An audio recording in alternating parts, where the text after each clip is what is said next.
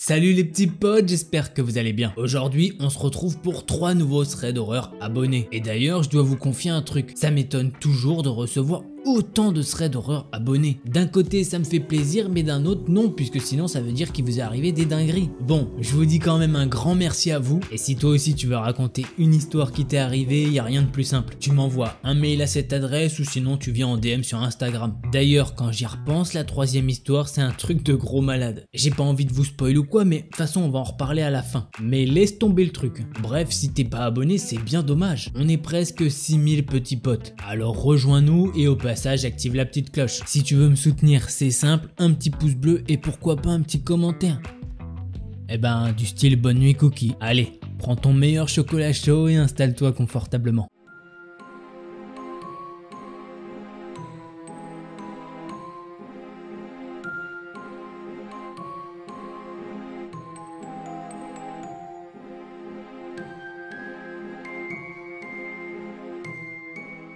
L'histoire que je vais vous raconter, c'est celle de Liam. Il habite en Moselle, juste à côté de Thionville. Et son histoire se passe plus précisément quand il a 10 ans. Liam nous dit qu'à cet âge-là, avant d'aller dormir, il a l'habitude de se lire une petite BD. Puis un soir, vers 23 h, il lit sa BD et il décide d'arrêter. Il sait que ses parents dorment, mais d'un coup, il s'est senti très mal. Il se sent comme observé. Il a regardé vers la porte de sa chambre et qui donnait directement sur la cuisine. La seule chose qu'il arrive à voir, c'est la mallette remplie de couteaux de son père, puisqu'il est bouché. Ne vous inquiétez pas, elle est fermée avec un code. Mais Liam, il se sent vraiment observé. Mais même si Liam ne voit rien, il se sent vraiment observé. Et il comprend pas vraiment ce sentiment puisqu'il regarde tout autour de lui et il voit toujours rien. Jusqu'au moment où il arrive à apercevoir une ombre noire. Mais vraiment noire. Et elle commence à s'approcher doucement de Liam. Bien évidemment, plus elle s'approche de Liam, plus il a peur. L'ombre est maintenant au pas de sa porte et pouf, elle a disparu. Sur le coup, Liam est complètement paralysé. Il s'est directement mis sa couette en criant « Papa, maman !» Très peu de temps après, sa mère est venue pour le rassurer comme elle pouvait. 2-3 jours après, un soir, Liam et sa mère sont seuls à la maison puisque son père est en déplacement. À ce moment-là, Liam est dans le salon et il a une petite habitude. C'est de regarder la télé, la D17 plus précisément. Liam est tout seul dans le salon en train de regarder son émission puisque sa mère est partie fumer dans le garage. Mais au bout d'un moment, Liam a commencé à se sentir mal. Mais vraiment mal. Il a un mal de ventre insupportable. Et il se dit bon, c'est pas grave,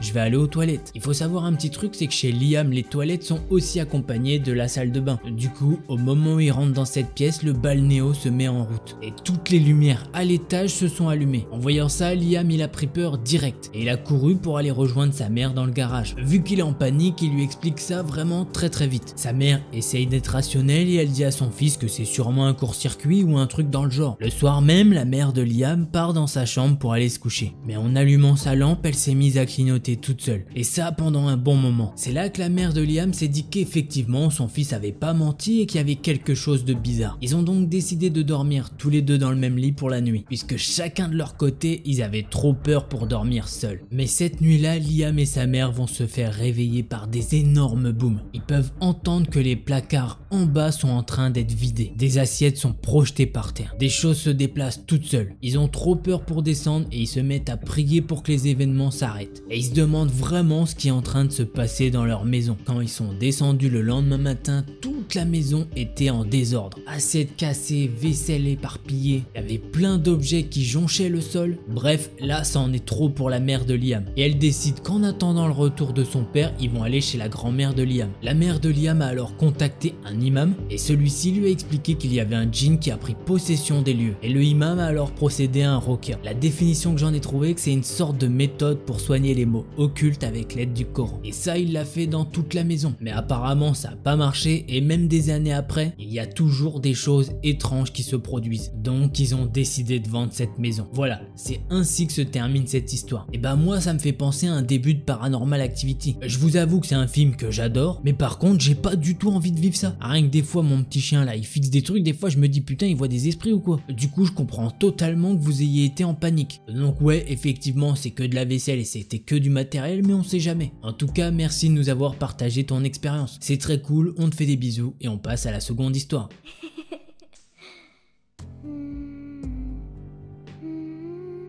L'histoire que je vais vous raconter, c'est celle de Tristan. Il a 18 ans, c'est un grand garçon, mais quand ça s'est produit, il en avait 15. Et à cette époque-là, il est en classe de seconde et surtout, il est à l'internat. Donc toute la semaine, il reste au lycée et le week-end, il rentre chez lui. Et Tristan, il a un camarade de classe qui s'appelle Noam avec qui il a fait les 400 coups. Bon, petite chose à savoir, c'est qu'ils ont un couvre-feu à 21h30. Donc il faut absolument qu'à 21h30, tu sois rentré dans ta chambre. Et vous sentez le truc venir, Tristan et Noam, ils ont pris l'habitude de sortir après 21h30. Ils se baladent dans le lycée et ça les fait bien marrer. Et très souvent, ils tombent sur d'autres groupes d'ados qui font en fait pareil. Tristan, il nous dit qu'il s'éclate bien le soir et que ça lui fait penser à une deuxième famille. Bref, un soir alors qu'il est minuit passé, Tristan et Noam décident de rentrer après une balade nocturne. Leur chambre se situe alors au 4e étage d'un bâtiment. Les deux garçons montent les marches jusqu'à arriver au 4e étage. Et ils peuvent alors apercevoir une silhouette au fond du couloir. Il faut savoir que dans ce bâtiment, il n'y a que 2 escaliers, un à chaque extrémité. Et cette silhouette a donc pris les escaliers opposés. Les deux garçons, ils se disent que c'est chelou, mais c'est sûrement un mec comme eux qui est en train de retourner dans sa chambre. Les garçons sont maintenant en train d'avancer dans le couloir pour retourner à leur chambre quand ils peuvent voir que la silhouette a au final remonté les escaliers. Et ils vont remarquer d'ailleurs que c'est la silhouette d'un homme qui est très grand. Tristan et Noam restent bloqués sur la silhouette, ils vont se mettre à la fixer. Et cette silhouette va faire de même. Puis d'un coup, l'homme va dire d'une voix grave qu'ils ne reconnaissent pas du tout: « Qu'est-ce que vous faites là tous les deux ?» Là,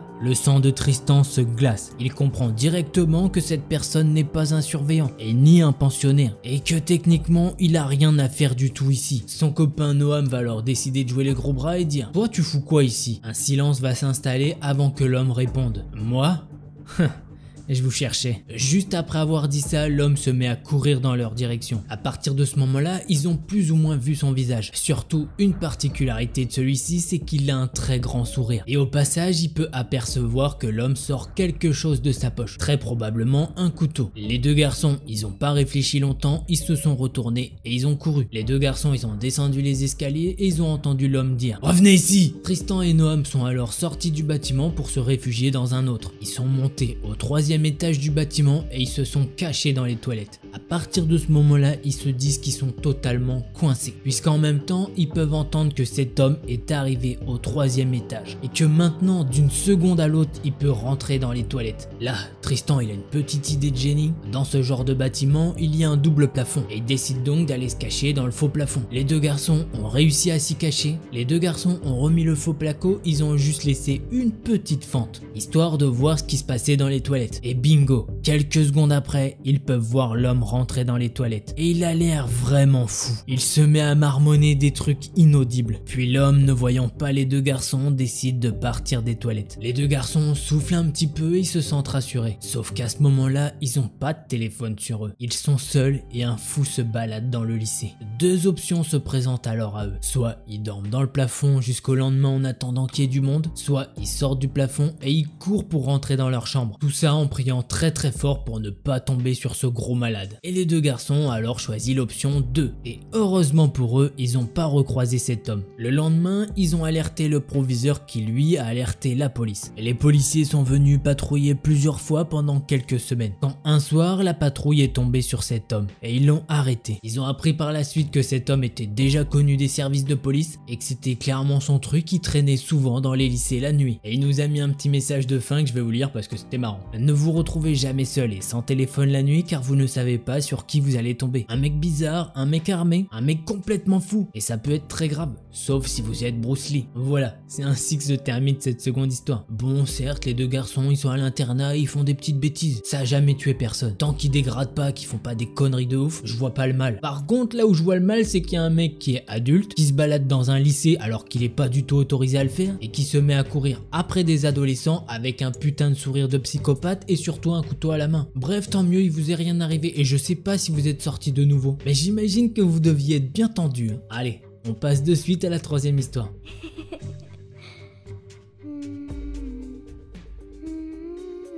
Alors pour cette 3e histoire, je vais vous la faire en POV puisque je vais vous la lire mais textuellement comme elle m'a été envoyée. J'étais à fond dans l'histoire de A à Z, du coup je me dis que ce sera pareil pour vous. Allez, on commence de suite. Salut Delcor, je tiens tout d'abord à te féliciter pour ta chaîne, j'espère qu'elle grandira car tu le mérites amplement. Et avec ton petit pote vous êtes adorable. Et bah tout ça c'est très gentil, merci à toi. J'en viens au vif du sujet. Il m'est arrivé pas mal de choses plus ou moins cheloues dans ma vie de femme. Mais ce qui m'est arrivé ce jour-là a changé toute ma vie. Je m'appelle Izzy, j'ai 32 ans et je vis en Ariège. Il y a 5 ans, je descendais du bus pour rentrer chez moi en fin de journée. Quand tout d'un coup, je vois un grand chien noir foncer sur moi. Il faut savoir que je vis dans un tout petit village de campagne et qu'on se connaît tous. Et que nous connaissons même nos animaux respectifs. Donc je ne comprends pas d'où peut venir ce chien. Je lui parle un peu et je lui fais quelques caresses, pensant qu'il appartient sans doute à quelqu'un et je continue mon chemin. Mais le chien ne veut pas me lâcher. Il me suit jusqu'à chez moi et il essaye même de rentrer. Je remarque comme une attitude protectrice envers moi et ça m'étonne un petit peu. Toujours persuadé qu'il appartient à quelqu'un, je le laisse dehors vraiment à contre-cœur et il se met à donner de grands coups de tête dans ma porte pour rentrer. Je ressors 10 minutes après pour aller chercher ma fille de 8 ans au bus qui revient de l'école et le chien me suit. Lorsque le bus arrive, il se précipite directement sur ma fille alors qu'il y avait bien une quinzaine d'élèves qui descendaient de l'autocar. Il se montre également très protecteur envers elle aussi. Il nous suit à nouveau jusqu'à la maison et à nouveau je le laisse dehors car je ne voulais pas m'attirer d'ennui au cas où il appartiendrait à quelqu'un qui serait en train de le chercher. Mais 1 heure après, il continue à donner de grands coups dans ma porte et j'ai fini par appeler la gendarmerie pour voir s'il était possible de retrouver son propriétaire. Les gendarmes ont noté que c'était un dog allemand, qu'il était ni tatoué, ni pucé et qu'il avait même pas de collier, rien. En gros, il avait sans doute été abandonné, mais pas de trace d'un éventuel propriétaire. Les gendarmes s'apprêtaient à l'emmener sans trop savoir quoi faire de lui. Et j'ai dit, peiné de voir ce chien abandonné et trop savoir ce qu'il allait devenir, ne vous embêtez pas, je vais le garder. Étonnés, ils sont repartis et me voilà avec un grand et nouveau compagnon. Tout se passe bien, il est adorable avec mes chats et mes enfants. Il me réclame beaucoup de caresses et d'attention que je lui donne volontiers. Nous mangeons et allons tous nous coucher. Quand au milieu de la nuit, j'entends une des portes de la maison se faire défoncer. Je monte au 2e étage sur un balcon à l'arrière de la maison où je peux voir sans être vu pour voir ce qui se passe et je vois mon ex-mari et 2 de ses amis en train de fracasser une des portes arrière. Celui qui est désormais mon chien adoré et qui était d'un calme olympien jusque-là se met à devenir féroce, à taper comme un fou sur la porte en haut de l'escalier en grognant et montrant les dents pour descendre à la porte d'entrée qui est hélas en train de céder. Prise de panique et ayant peur pour mes enfants, tant pis, j'ouvre au chien qui se précipite sur les intrus tous armés de couteaux et de marteaux. Il ne leur a pas fait de mal mais il a été assez agressif dans son comportement pour les faire fuir sur le champ. J'étais divorcé depuis 2 ans et après 1 année de harcèlement, de violence et de menaces de mort de la part de mon ex-mari, j'avais déménagé à l'autre bout de la France pour y acheter une maison à la campagne dans un endroit assez isolé. Et après un peu plus d'1 an de tranquillité, je ne m'attendais pas du tout à ce que mon ex-mari me retrouve. Ce qui est sûr, c'est que si mon chien, toujours aujourd'hui, fidèle et défenseur compagnon, n'avait pas été là, je ne serais sans doute plus là pour raconter cette histoire. Car mon ex-mari voulait ma mort et il me l'avait toujours clairement dit. Et il venait me tuer avec mes enfants comme il me l'avait promis. Je ne sais pas qui ou quoi a mis ce chien que j'ai appelé Angel sur mon chemin ce jour-là, mais il a clairement sauvé la vie de mes 2 enfants et la mienne. Je suis sûr d'une chose en tout cas, c'est que ce chien n'était pas là par hasard, car il aurait pu suivre n'importe qui, aller vers n'importe quel enfant ou parent qui se trouvait à attendre le bus. Je sais aussi qu'il y a un lien qui s'est créé immédiatement entre nous, parce qu'il voulait pas partir et que j'ai pas pu le laisser partir non plus. Et c'est ainsi que se termine cette 3e histoire. Alors,